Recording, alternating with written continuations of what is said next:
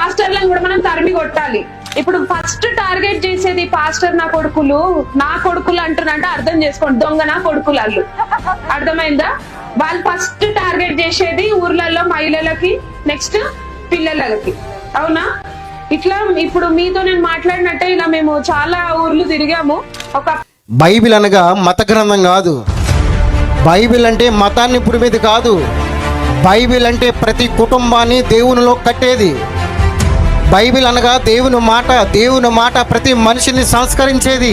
ఇలాంటి బైబిల్ని పట్టుకుని నాలాంటి యవనస్తుడు, ఎంతోమంది దైవ సేవకులు, ప్రపంచం చెడిపోయింది, ప్రపంచం పాడైపోయింది, నడవండి, దేవుని కోసం సేవ చేద్దాం, దేవుని కోసం పని చేద్దాం, నడవండి అని ఏమండి బైబిల్ పట్టుకొని వీధులకు వస్తే ఇన్ని మాట్లాడినారండి. అన్నారు లేదా? అన్నారా? ఓహో, ఈడొకడు తయారయ్యాడు, ఈడొకడు మిగిలాడు.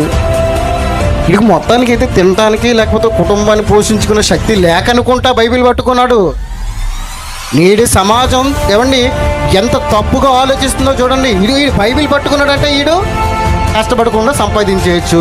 ఏమండి మా మీద లేకపోతే సేవకుల మీద ఎంతటి ఏమండి బురజల్లుతున్నారు తెలుసండి. ప్రపంచం చెడిపోయింది, ప్రపంచం అంతా కూడా సంస్కారహీనంగా తయారైపోయింది. సంస్కరించాలి.